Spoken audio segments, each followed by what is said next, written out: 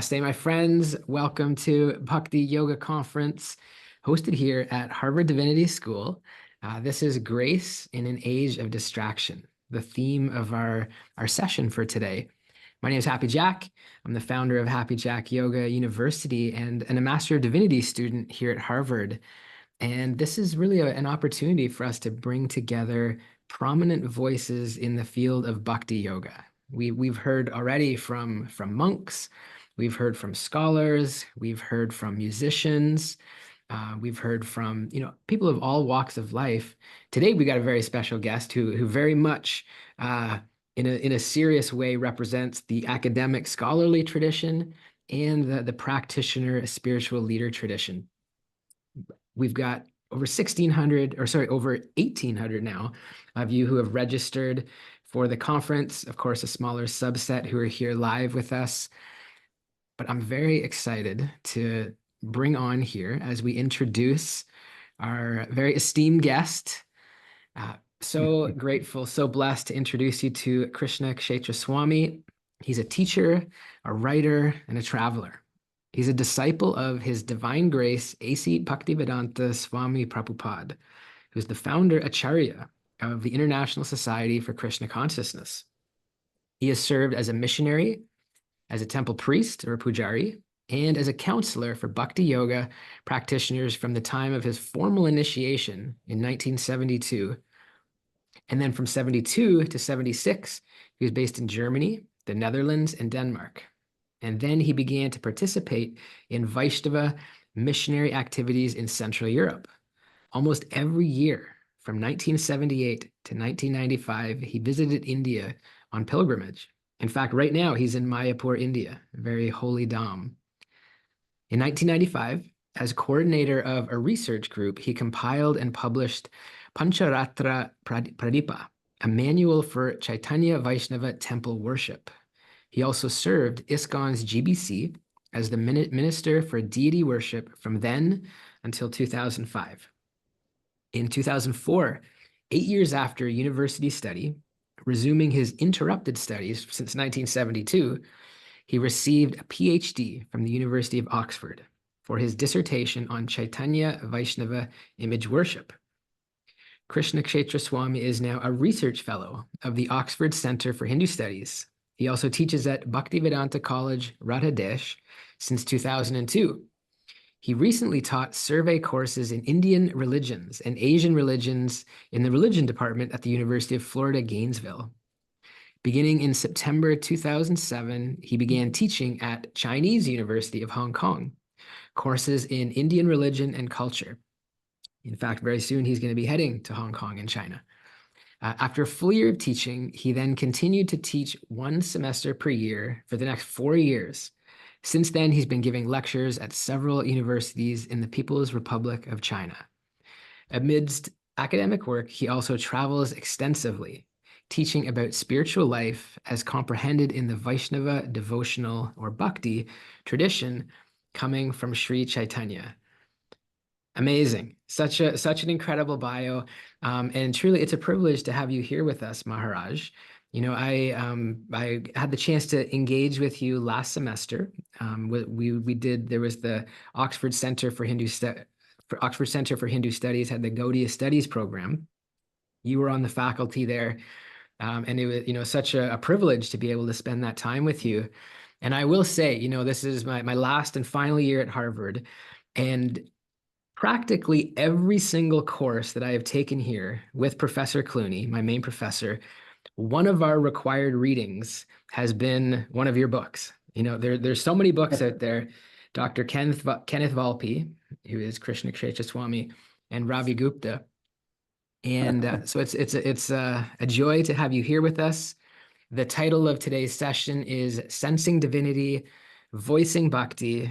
My friends, if you are ready to get started with Krishna Kshetra Swami, please throw your arms in the air and loudly chant Hari Bol. Amazing. Welcome, Maharaj.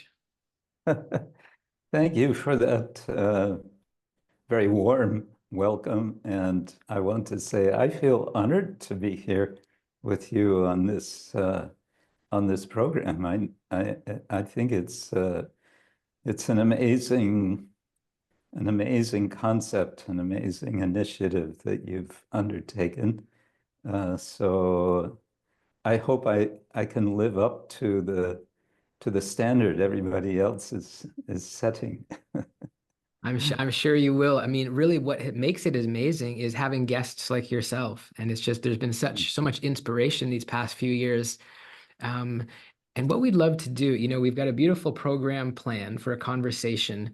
And what we found has been really helpful is getting to know each of our presenters before we get started. And so we got a taste of your journey up until now through your bio. But will you tell us a little bit more about what brought you to your spiritual path? What brought you to Bhakti? What brought you to Bhakti? I would say I would mention two things. One could say there are, countless factors, but I would like to point to two of them. One is while I was going to university, I was in University of California in Berkeley before I took up the Bhakti path. And from my own sort of self-reflection, I understood there's a kind of existential problem with my life. And what is that? It's fear. Mhm. And what is it that is the most fundamental fear? It is fear of death. So in my youthful reasoning, I thought I need to do something that somehow um, addresses this fear.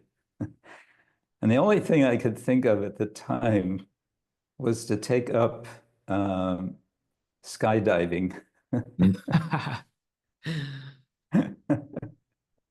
Wow. And there was a program connected with the university that one could join for just a few dollars. So I took it up, and well, it was quite non-dramatic conclusion to that. I made altogether three jumps. Two of them uh, didn't go as they actually should, but I was okay. But I kind of realized, no, this is not going to solve my problem. I started looking into yoga.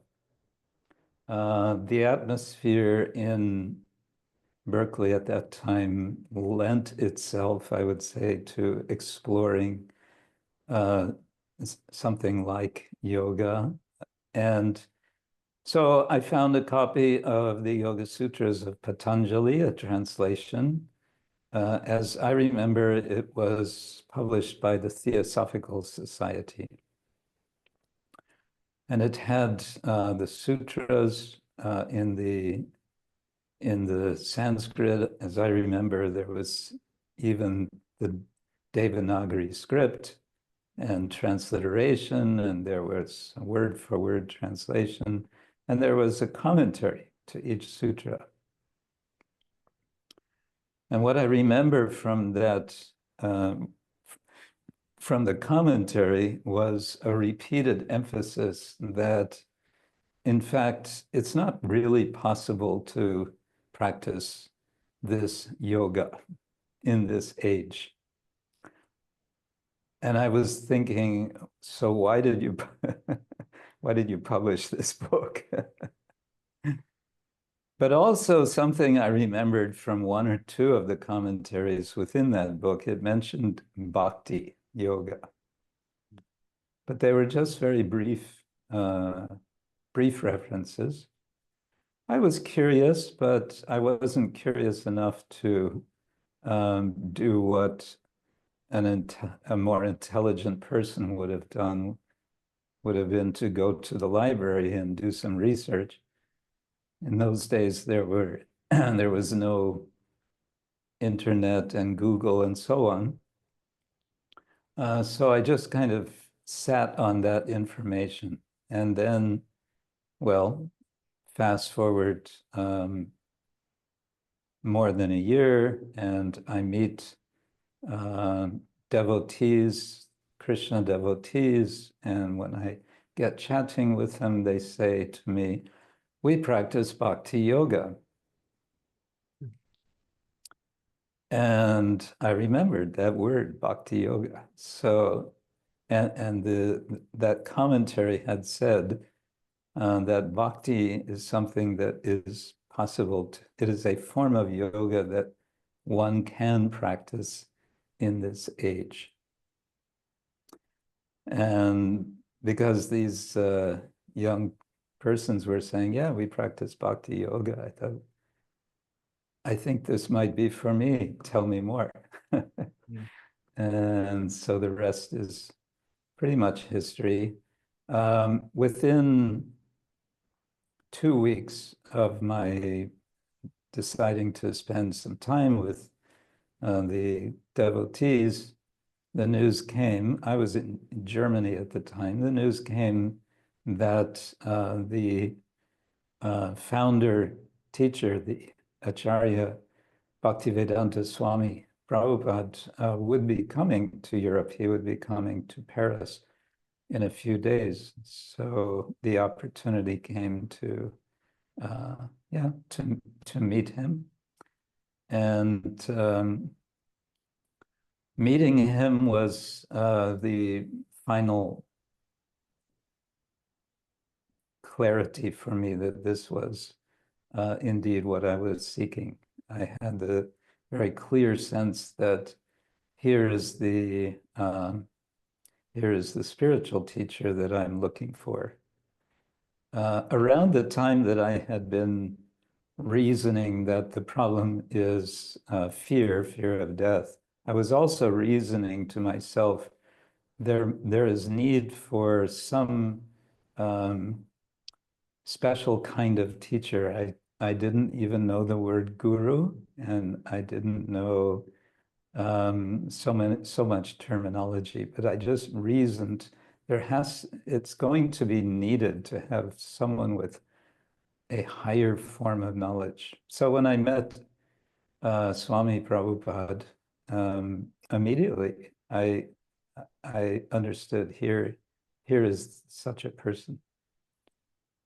Mm. So then I decided then and there, okay, I just have to, now I have to be consequential. Now it's not just thinking or talking, it will be doing, acting. Mm. Beautiful.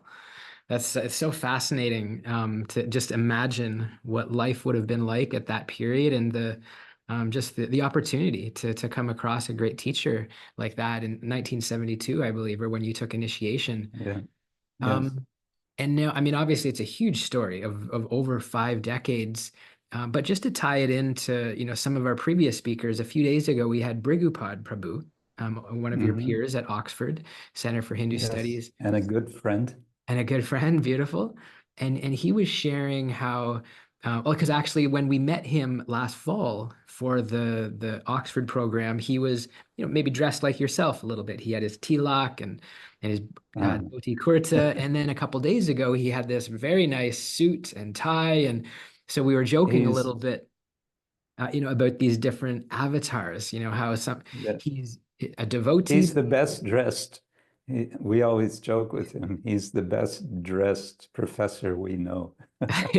I can see that. Yeah, I see. Is it Swedish? Well, he's Finnish, but he's got that Swedish Yeah, speaking style, which is yes. beautiful.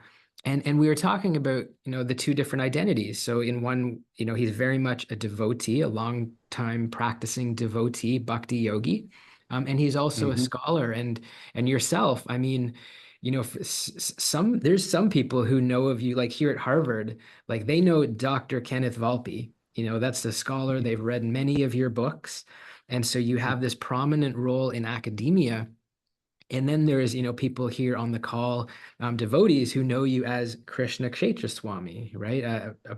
In your role serving as a Swami. And I'd be curious because, although most of us don't have those two roles, we have different roles with our family in Yeah. different contexts. And I'd love to hear a little bit about, those two roles, what is distinct and in what way are they the same and how do they play out Hmm. in your life? Yeah, you've put that very, very nicely. And I think you've kind of anticipated to some extent, I think, a good way to answer that. Yes, we all have so many different roles in life with respect to our different relationships. And we all know, I think, intuitively how to kind of slip from one, so to say, identity into another by virtue of the fact that that's how people are, that's how we work.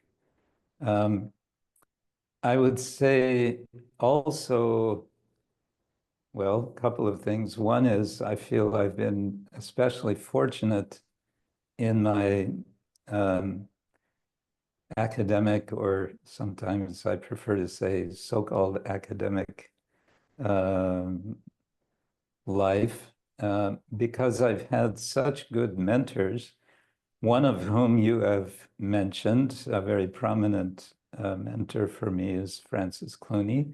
He was my doctoral supervisor at Oxford. It just so happened he had a 3 year um, time at Oxford, and it came just in line with the time for me doing my doctoral research and dissertation. So, Mm. and I had met him before that, so I was extremely happy to have him as my supervisor.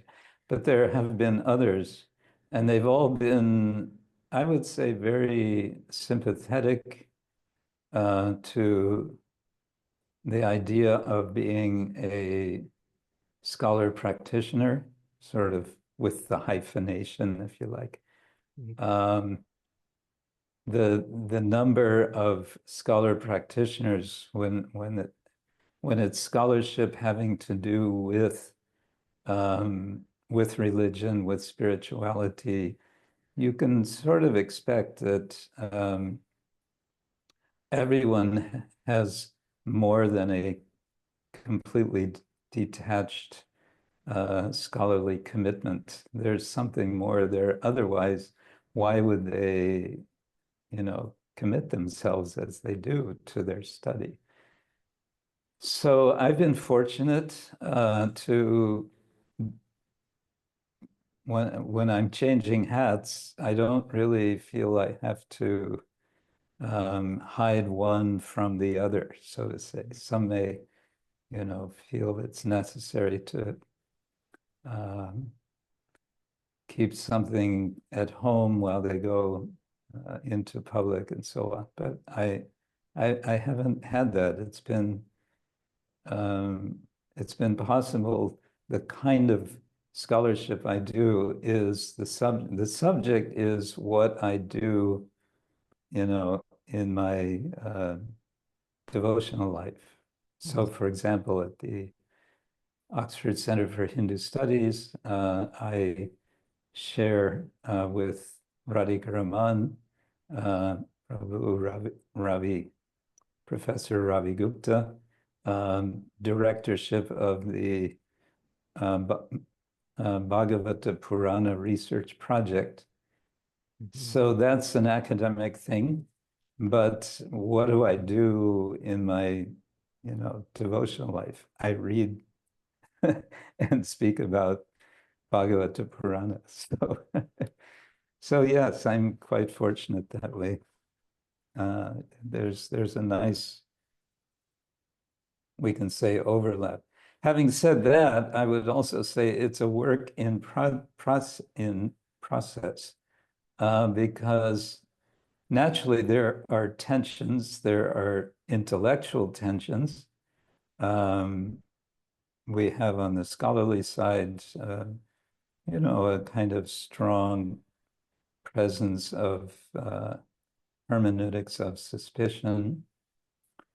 And I would say on the spiritual, the devotional side, we also have a hermeneutics of suspicion, namely a suspicion of um, what we generally label as materialistic orientation, materialistic way of thinking. So I don't know if that gets at the your question, but that's what comes to mind now. Yeah, no, it's beautiful. And I can imagine it's quite liberating to be in that place where your different roles, your different identities, can be united. You can be yourself authentically in any different context. And Yeah. I'm in a very different position than you, of course, much newer. But I found, finally at this stage, midlife, 45 this year, I find so freeing. Really? I thought you're 23. I no, a few years ago, but for the first time in my life, I feel like everything is aligned. Like having now discovered Bhakti, and so I'm living at the Boston Temple here, and so we're doing our spiritual sadhana, doing our practices, our japa, our mantra meditation, and then come to Mhm. school and we're translating the Bhagavad Gita. We're translating the Sanskrit Right. yogic texts, and then go to Yeah. class with Professor Clooney and we're reading Bhagavad Gita, Bhagavata Purana, Brahma Samhita, all of these bhakti texts. And then here with our yoga community, we get to engage in conversation and to share it. And Mm. for the first time in my life, I'm at this where it's all aligned, and I find it's so nourishing. So it's very inspiring to hear that you've also created that, and even in these very large, prominent roles, that you can still be your authentic self and express yourself fully. I want to put in a word in this relation for the Oxford Center for Hindu Studies, where the ethos is specifically uh, aimed to be supportive of scholar practitioner life. It's very much, yeah, it may not be written into their constitution or whatever, but it's very foundational to the whole conception of that um, project. And that's been my scholarly home since, or my academic home since some decades now. Yeah. Beautiful. Yeah, that's a amazing course. I'll just do a quick plug there. They have amazing courses, short ones that are accessible, online courses. And in fact, we just found out just this past week, the Bhagavata podcast launched with Mm-hmm. Brigupad Prabhu and Shaunika Rishi Prabhu is the first guest. And I understand Mm-hmm. now they're going to be releasing, I have no doubt at some point you'll be a guest. And there's this, yeah, a way to stay connected even through this online medium. Yeah.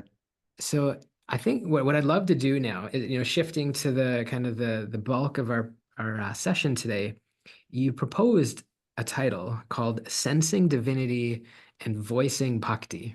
And when you shared that, I thought, wow, I love that. I want to hear more. Mhm. Will you share a little bit about the title and kind of this framework for what we might discuss today? Okay. So sensing divinity, voicing, what did I say? Voicing Bhakti. Voicing bhakti, yeah, voicing devotion. I think I was hoping it would be a bit self-explanatory in a way, but what what is two, and I think essential aspects of bhakti. Um, the idea of sensing divinity is engaging the senses. There is this Sanskrit verse um, which Srila Prabhupada would often quote, Sarvopadi vinirmuktam tatparadvena nirmalam rishikena rishikesha sevanam bhaktir uchate. That it's kind of a play with the word rishika, which means senses. Excuse me. And it says Rishikena Rishikesha Sevanam. The word Sevanam means service. service with the senses for the Lord of the senses. So the Lord of the senses, we don't usually think of God as Lord of the senses. What is, what is that all about? Well, much can be said about it, but I think a simple point is that um, since your broader theme is grace, we can say that by divine grace, we possess senses. Um, most of us are fortunate to have uh, the sense of sight and the sense of hearing and touch and smell and taste. And we can understand these to be, in a sense, borrowed. They've been given on loan um, by the person who is the original sensate being, the supreme person, or God is the supreme sensate person. And there are nice verses in other texts that describe how God's senses are both similar to ours and quite different from ours, in that they're kind of interchangeable. Um, God can taste with his ears, things like that. Mm. Um, but for us who are with our borrowed senses, the idea is bhakti is about saying, okay, where do I get these senses from? Well, from God. So it kind of makes sense to use them in God's service. All right, how do I do that? Well, that's the whole process of bhakti, which uh, in another verse says, Ata Sri Krishna Namadi Nabhavet Grahyam Indriyai. We cannot access God with our senses. But then it says, Sevan Mukehi Jihvado, beginning with of all things, beginning with the tongue, it is possible. Oh, what does that mean, beginning with the tongue? So that leads into uh, the whole idea of using the power of speech. And that leads into the topic of voicing bhakti. And I wanted to use this expression, voicing bhakti, in a kind of double sense. One is just expressing devotion, but also in the sense of giving a voice uh, to devotion. We have this idea that we have the expression, the writer's voice.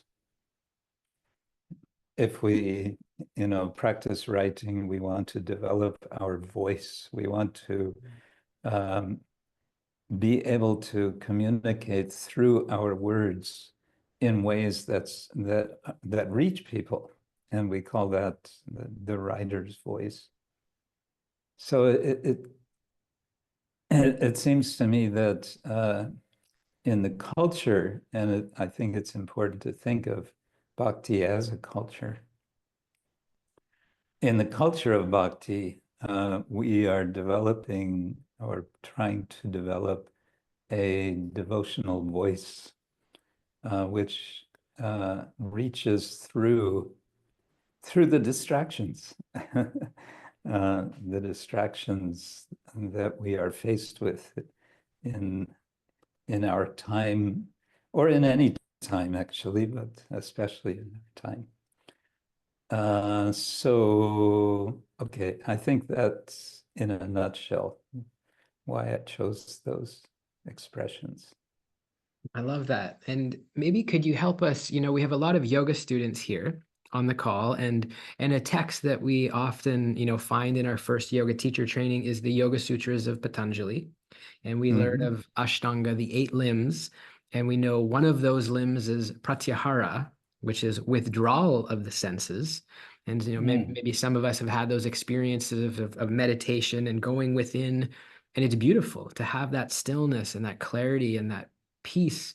And then, as we're talking about now with bhakti, being about engaging the senses. Um, could Yeah. you maybe just help us understand when are we to practice pratyahara, and when bhakti is one lead to the next? I guess how can we think about those two distinct experiences? Huh. That's an interesting question. Yes, excuse me, pratyahara. The example is given in the Bhagavad Gita of the tortoise withdrawing its limbs within the shell, which it does when it experiences or perceives danger, right?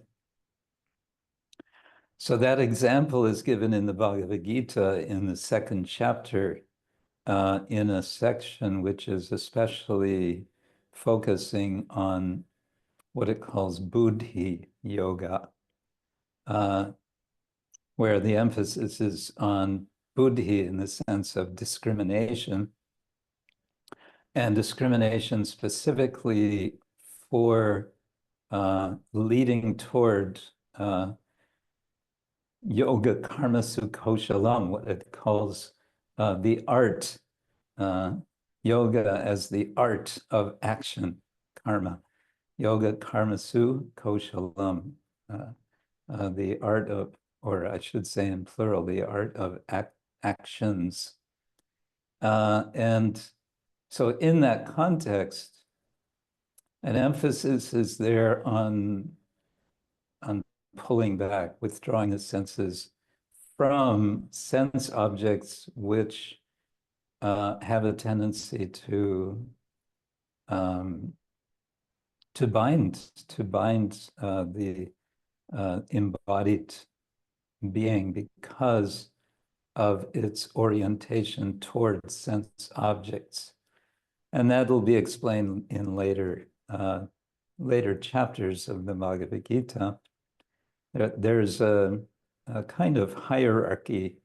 On the bottom, you have the sense objects. Above them, the senses. Above the senses, the mind. Above the mind, the intelligence. And above the intelligence, and this is where the Gita departs from Buddhist thought. Above this, above the Buddhi is the self, the Atman or Purusha. And generally, our attention tends to go downward. The senses want to engage always with the sense objects.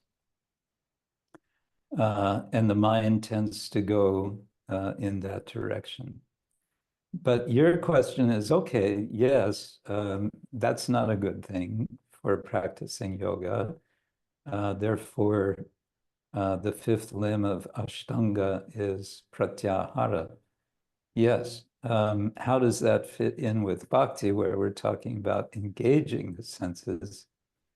And I would say that this is where the the the the principle of bhakti is we recognize the challenge. The senses are always tending toward connecting with sense objects.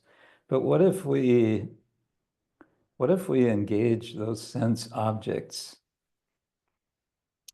um, for service to the supreme sensate person, to the supreme, or as the Gita says, Bhoktaram, the supreme enjoyer. This is one of the, I find, most radical ideas in Bhakti Yoga.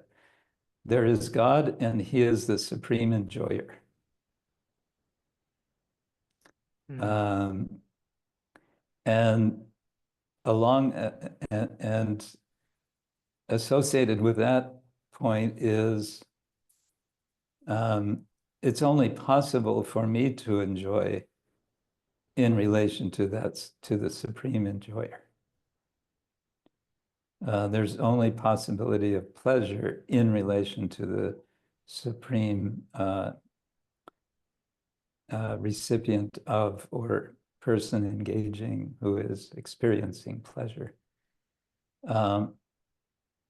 So the sort of core principle of Bhakti Yoga is to kind of turn everything, to turn the system upside down and say, okay, let's engage everything with which I'm normally engaged in this world in such a way that it'll be pleasing, not to me and my senses, but to God's senses, to, we like to say Krishna senses, because Krishna is speaking the Bhagavad Gita.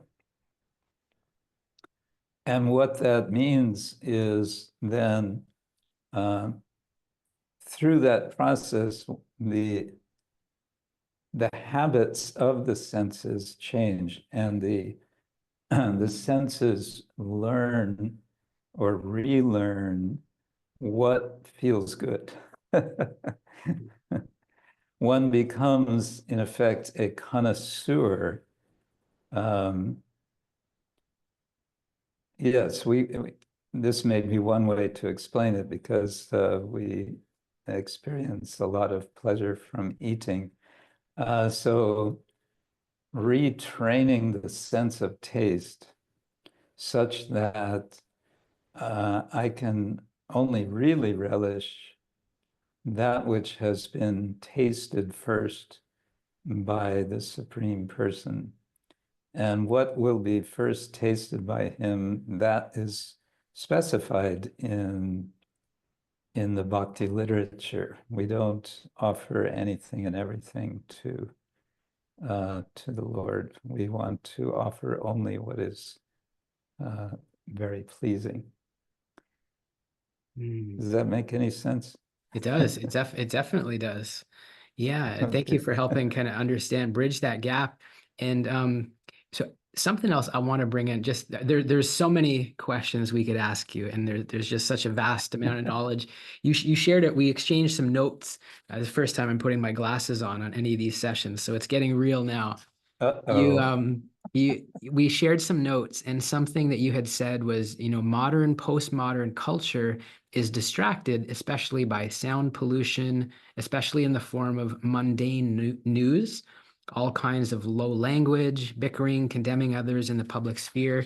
When we were talking about voicing bhakti, and this is something I personally grapple with just this week, on a phone call with my dad, and he's like, Jack, you can't just be an ostrich and stick your head in the sand. You must know what is going on in the world with current events. He might be on Mhm. one side of the spectrum where he watches the news at 6 p.m., at 11 p.m., a little bit too much in my perspective. And I'm on the other end of the spectrum where I'm like, it's not serving me. It's pulling me down to hear about everything happening in the world. And so, and I'm not saying what I'm doing is right, because actually I have people that I really look up to that have suggested it is important to be informed, and to, by seeing what's going on, we can understand the separation in the world. And actually that separation is, even if we're avoiding it, it's somehow part of us, from the culture, from our upbringing.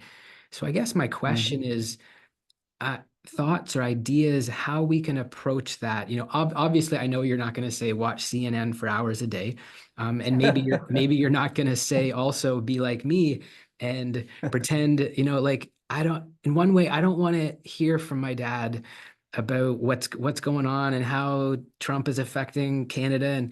And so I want to focus on bhakti. I want to focus on, Yeah, like, I want to be with people like you, and I want to talk about things that uplift me and make a difference. But yeah. how do we approach this? Oh, As I suppose a lot of things one could say, the short answer is there's no hard and fast rule. Um, there are sort of thumbnail guidelines in our tradition of bhakti, sort of do's and don'ts, and especially in this little book from Rupa Goswami, the Upadeshamrita, which I think you must be familiar with. And one of the one of the principles in the list, I think there are 6 things he says to avoid. One is called prajalpa, which is sometimes translated as village gossip, Mm. gramya katha. Um, and village can mean literally a village, or it can mean, the whole world, the global village. And so, yeah, a general principle that in the practice of bhakti is we want to, I mentioned before, to engage the tongue. It's also said the beginning of bhakti is to control the tongue, what it is that's going into the mouth and also what's coming out of the mouth. And that relates also to what's going into the ears. So that's one aspect. Another is it has, I think, a determining factor is what are one's responsibilities? And so one way this is articulated in the tradition is in terms of varna and ashrama, and that's a whole subject in itself. But ashrama, um, if you think about it, it's kind of cool that you have 4 different stages of life: the student life, the householder life, the retired life, and the renounced life. So for a person who is, especially I would say the householder, is the person in the world, and being in the world and engaging with the world in um, more ways than the other 3 ashramas, it can be valuable to know what's going on in the world. It can be a response, to be a responsible citizen and so on. Whereas a retired person might say, well, I'll read the headlines. So I'm okay, I kind of know enough from the headlines. And the renounced person might say, well, I'll hear what the retired person comments to me once a week, and I'll know enough from that. You know. Mhm. So that could be one approach. But again, I think there are no hard and fast rules, except the principle in bhakti is one wants to keep focused on the goal. And related to that principle is a sense that 2 things. One, life is very short. So how much time am I going to spend hearing what crazy things are going on in the political blogosphere and so on? And this is such an opportunity I have. Um, this was drilled, I mean, repeatedly by Bhaktivedanta Swami Prabhupada, that this human form of life, it is rare. It is so rare. And it is such a special opportunity to become spiritually advanced, focusing on the goal. the goal of life. And he would ask people, what is the aim of your life? What is your aim? So from these two sides, I would say, or these three sides, one has to judge for oneself. One can also think of it as diet. What is a healthy diet of um, physical food, and what's a healthy diet of what I hear? And we want to keep a healthy spiritual diet as um, our spiritual nourishment. Mm. I love that. Well, it sounds like regardless, everybody in this community on the Bhakti path can agree that engaging in satsang and this sadhu sangha and these kind of conversations, at least having this predominate. And I like that idea Right. of, catching, even though I'm not vanaprastha or sannyas, maybe that'll be my next step is to catch the headlines and I don't have to read the whole details. Thank you Right. for that perspective, Maharaj. And just in a moment here, we'll open up for Q&A. So if anybody has a specific question, and anything that's on your heart that's been shared, or just to take this opportunity, please raise your virtual hand, uh, get our attention in the chat. We'd love to bring you on here. Um, I mean, I can open it up just as we're waiting a hand to come up. So again, in your notes, in our notes that we were exchanging, we talked about taking shelter or positioning oneself maximally for being the best version of oneself.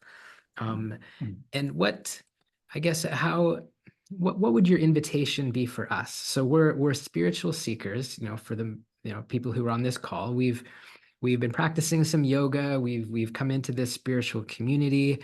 We're reading Bhagavad Gita. We're talking about Bhagavata Purana. What would you invite for us, as how can we best position ourselves to grow, to wake up, to nourish ourselves? Is there specific practices? Is there specific association? Is there, I guess, no, having read the Bhakti Ras Amrita Sindhu, there's a 64, or Yeah. there's many different things we could do, and the majority Yeah. of people here are householders. If there was one thing or a few key things, what might you offer for us? Yes. Well, just because in the last few days and also the next few days, I'm a bit focused on a particular text, which is lesser known, but which is, I think, just a real sort of powerhouse of spiritual vision, namely the Chaitanya Charitamrita. So my short answer would be get a hold of Chaitanya Charitamrita and read. Um, the Chaitanya Charitamrita is a early 17th century text, which is telling the life story of Sri Chaitanya Mahaprabhu, who is identified in the text as being Krishna himself, appearing as Krishna's devotee. So the idea is he is in effect modeling what it means to be a bhakta, a devotee. And he's also imparting teachings to various of his followers, and not just theoretical teachings, but there are many exchanges, some rather dramatic changes with some of the other devotees whom he encounters, and also other sort of, we might be calling them non-devotees, but persons who are not explicitly on the path of bhakti. And it's just a fascinating exploration of um, the application of what it means to cultivate. You use that word cultivate, and that specifically is used in his teaching to Rupa Goswami, the analogy of the garden. One wants to water what is called the Bhakti lata. A lata is a creeper plant, and there will be weeds, and the weeds are the various habits which are not helpful. They are ways of acting which are not helpful. These are, one has to identify and remove. One has to build a fence around the garden to keep out the elephants, the wild elephants, which are compared to what is called aparada, or offense, making offense against others who are on the spiritual path. So it's giving, this Chaitanya Charitamrita is giving some quite nice systematic guidelines for how to practice. So, and we're approaching in just a few days the celebration of Chaitanya's birth, his Avirbhava, his appearance. So the mood here where I am is very much focused on that. So I couldn't resist to say, read Chaitanya Charitamrita. I love it. Beautiful. That's a very important text. Thank you for that. And actually, we got a question that came in the chat. I want to spotlight Hanna up in Canada. Hanna, welcome. Thank you. Hare Krishna Maharaj. Um, I'm my question will take us back to what Jack was commenting on earlier on how much to engage in the world and in the politics and how to find that balance. And then something that you said stuck with me. You said we need to ask ourselves, what is the trajectory of our lives? And this question then made me think about many of the other presenters here during this conference. We've heard, for example, from Mons Bru, who said that when he was 16, he asked himself what the trajectory of who am I really? And yesterday, Shamya was sharing that he made big life decisions in in the moment where he was wondering, like, who am I and what's the trajectory of my life? And I think those are, it seems like it's almost like the initiating inquiry that then often puts these seekers onto the bhakti path. And then a lot of these calls, we talk about how to practice bhakti, but I find it fascinating that there's this initiating question that launches the whole bhakti. And it's not always like just, I fell in love with Krishna and ta-da, here I am. But it's the question of who am I and what is the point of my life? And it sounds like a question that is, it sounds like a revolutionary consequence then, the answer. So my question is, how do we engage with that question? Many here are new to bhakti and they are falling in love with the vibe. Yes. So I'm wondering if you have any thoughts on that. How can a person engage with that question without going nuts and without launching? Because it's hard to develop a relationship with the Gita is not so easy. Like, it's a tricky book. Many of us have received it a million years ago, but we don't know what to do with it. Okay, so we can look at a teacher, but this first question, how would you help us with that? Yeah, indeed. Well, there's the short answer, there's the long answer. Short answer is get together with others with similar concerns. That's Sadhu Sangha, Sarva Shastra Koi, Sadhu Sangha, Sarva Siddhi Hoi, in Bengali language. Lava Matra Sarva, Sadhu Sangha, Sarva Siddhi Hoi. It's emphasized. The word sadhu can mean just good, but it also means someone who makes this their priority, spiritual life. I wanted to say also, speaking about trajectory, sometimes I say, you know, when we go to the airport to take a flight somewhere,